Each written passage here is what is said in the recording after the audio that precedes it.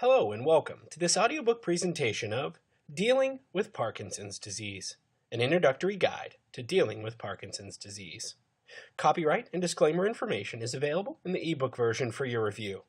This content is laid out as follows. We'll start with an introduction, followed by 8 chapters, and then a conclusion. So with that, let's jump right into the introduction of Dealing with Parkinson's Disease. Introduction. Overview of Parkinson's disease. Hello, and welcome to our short, no-fluff beginner's guide to Parkinson's disease. Don't worry if you don't know exactly what it is or what it entails. Within the next few moments, you will discover everything you need to know when dealing with this disease, including learning the stages of Parkinson's, nutrition and exercise, common therapies and medications, as well as alternative treatments, and much more. Firstly, before we go further, I wanted to give an overview of what Parkinson's disease really is and a brief history of it. Let's dive in. Parkinson's disease is named after James Parkinson, a British doctor and surgeon who was the first person to describe and publish an account of this condition in 1817. He described it in his well-known essay as the shaking palsy back in 1817. Today, however, we refer to Parkinson's disease as Parkinson's, or simply as PD. Parkinson's affects people from all walks of life. It affects men and women of any age, but usually the most common age is between 50 and 70 years. One of the main factors required for normal body movement is the production of dopamine, a neurochemical transmitter produced by cells in the brain.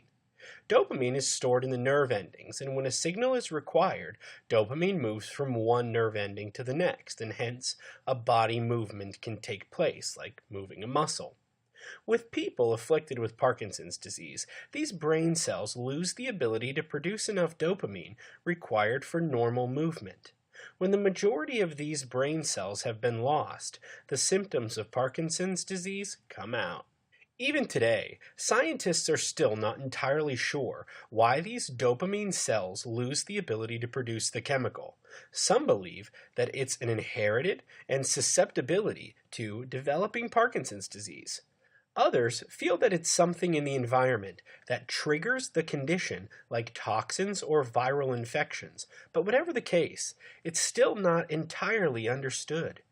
James Parkinson describes the condition as the shaking palsy, or, as most healthcare professionals call it, tremor. But not everyone with Parkinson's disease develops a tremor. Other symptoms that occur may be muscle stiffness, slowness of movement, and the change in the way somebody walks. As a result, the person may develop shuffling steps, freezing of gait, and sometimes falling.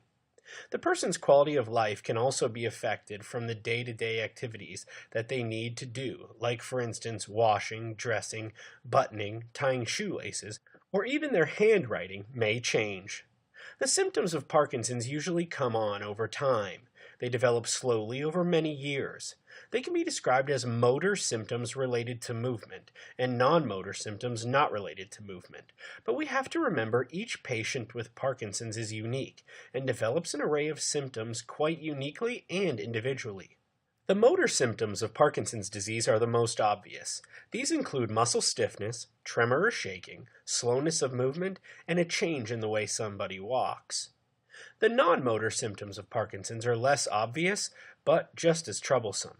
These include sweating, anxiety, constipation, low mood, and panic attacks. We will look at some of these symptoms in more detail later in this audiobook. Well, that's a basic overview of Parkinson's disease. In the next chapter, we will look at being diagnosed with PD, what to do, and what to expect.